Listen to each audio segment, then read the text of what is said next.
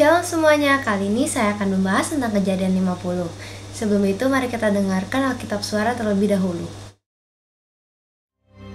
Lalu Yusuf merebahkan dirinya mendekat muka ayahnya, serta menangisi dan mencium dia. Dan Yusuf memerintahkan kepada tabib-tabib, yaitu hamba-hambanya, untuk merempah-rempahi mayat ayahnya.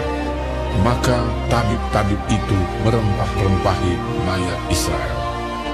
Hal itu memerlukan 40 hari lamanya, sebab demikianlah lamanya waktu yang diperlukan untuk merempah-rempahi, dan orang Mesir menangisi dia 70 hari lamanya.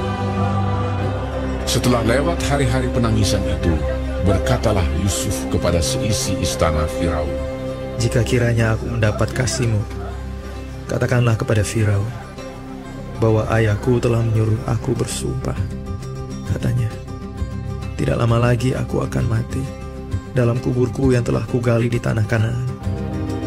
Disitulah kau kuburkan aku.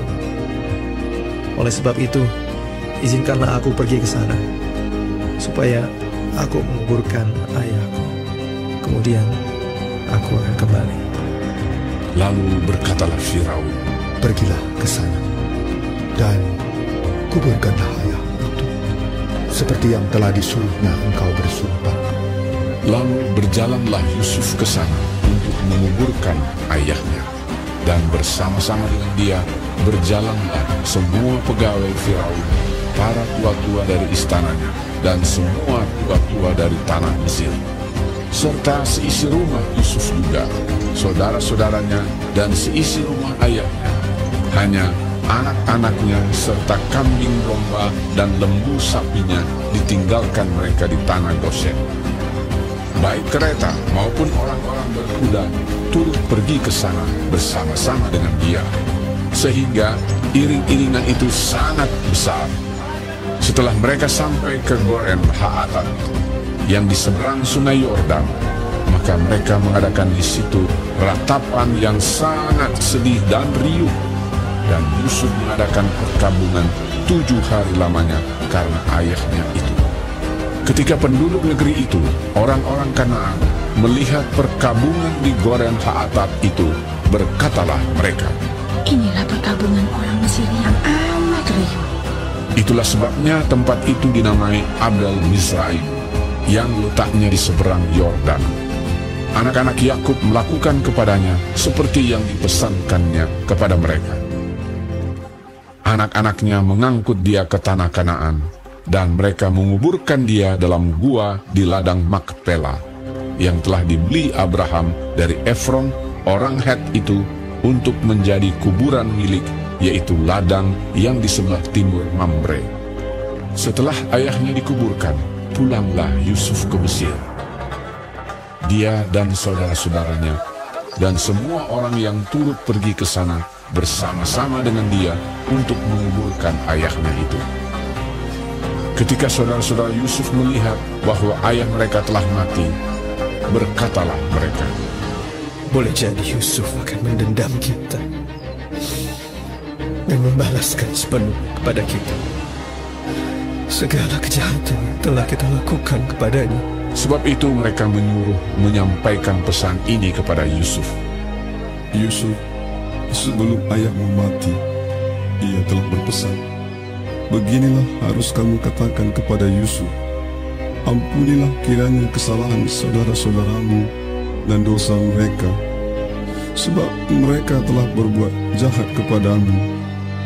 Maka sekarang ampunilah kiranya kesalahan yang dibuat hamba-hamba Allah ayahmu." Lalu menangislah Yusuf ketika orang berkata demikian kepadanya. Juga saudara-saudaranya datang sendiri dan sujud di depannya, serta berkata, "Kami datang untuk menjadi budakmu." Tetapi Yusuf berkata kepada mereka, "Janganlah takut, sebab aku inikah pengganti Allah. Memang kamu telah mereka-rekakan yang jahat terhadap aku, tetapi Allah telah mereka-rekakannya untuk kebaikan, dengan maksud melakukan seperti yang terjadi sekarang ini, yakni memelihara hidup suatu bangsa yang besar. Jadi janganlah takut. aku akan menanggung makanmu dan makan anak-anakmu juga. Demikianlah ia menghiburkan mereka dan menenangkan hati mereka dengan perkataannya.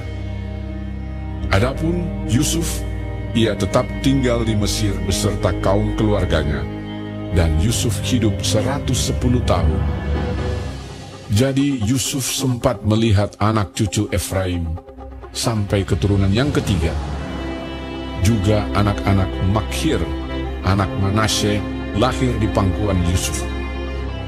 Berkatalah Yusuf kepada saudara-saudaranya, "Tidak lama lagi aku akan mati.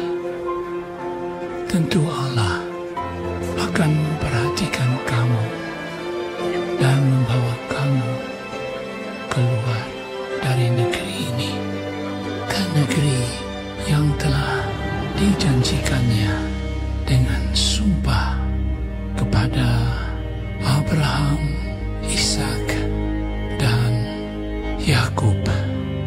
Lalu Yusuf menyuruh anak-anak Israel bersumpah, katanya, "Tentu Allah akan memperhatikan kamu.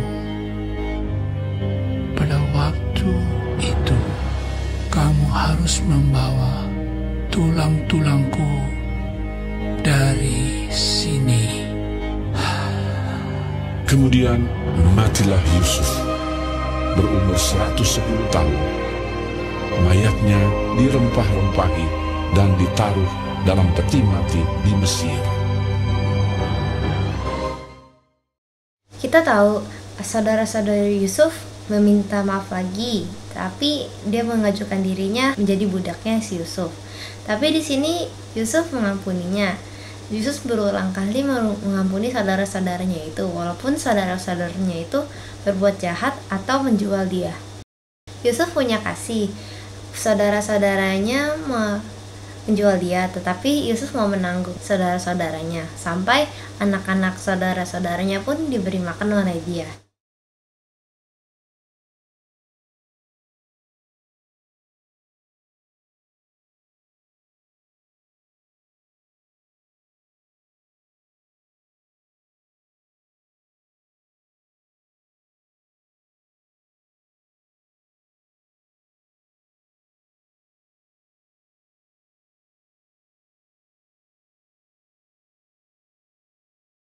Lalu Yusuf pun meninggal, padahal dia harusnya kembali ke tanah perjanjian, yaitu tanah Kanaan.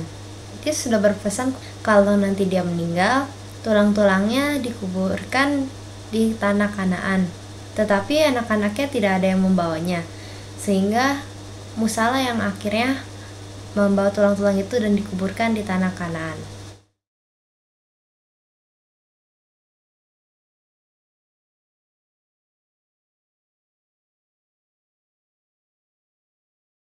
Di sini kita bisa lihat kalau Yusuf itu tidak mau balik ke tanah Kanaan, melainkan dia menetap di Mesir. Karena kalau di Mesir itu dia mempunyai kekuasaannya sebagai orang kedua dari Firaun. Sehingga dia pasti mementingkan kekuasaannya daripada dia balik ke tanah Kanaan tidak menjadi apa-apa. Yusuf itu punya dua sisi, yaitu ada sisi positif dan sisi negatif. Sisi positifnya kita bisa lihat dari dia mengasihi saudara-saudaranya, walaupun saudara-saudaranya itu sudah jahat kepada dia dengan cara menjual dia.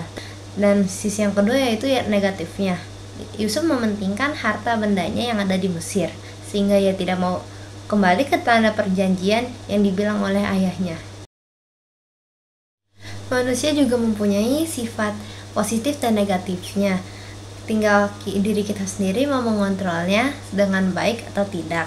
Untuk mengontrolnya sendiri itu pasti sangat susah, karena kita pasti mau mengikuti kedagingan diri kita sendiri. Maunya tuh gampang atau mudah, singkat, dan tidak mau melalui proses. Itulah sikap secara duniawi. Tetapi jika kita mau bersama-sama dengan Tuhan, kita pasti akan dikuatkan dan ditabahkan dan melaluinya dengan sabar. Walaupun banyak pencobaan yang datang.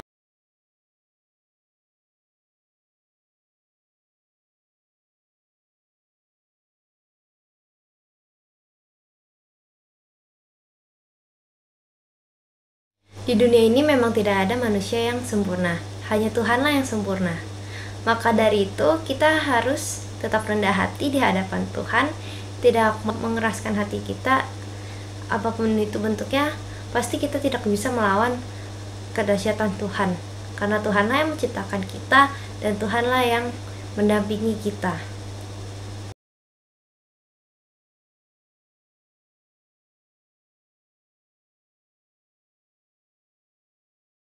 Dalam Yeremia 1 ayat 16, maka aku akan menjatuhkan hukum-hukum atas mereka karena segala kejahatan mereka, sebab mereka telah meninggalkan aku karena membakar korban kepada Allah lain dan sujud menyembah kepada buatan tangannya sendiri.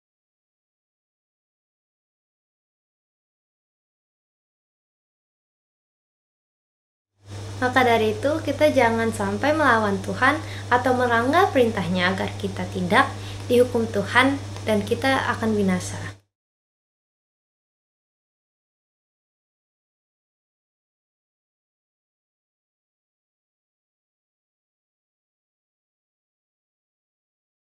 Dengan cara kita berdoa dengan Dia, berbicara dengan Tuhan, dan membaca Alkitab agar mengetahui apa isi hatinya dan apa yang akan Tuhan sampaikan kepada kita melalui ayat-ayat yang ada. Juga kita harus saling mendoakan antar sesama agar kita bisa menjadi terang dan garam di dunia ini.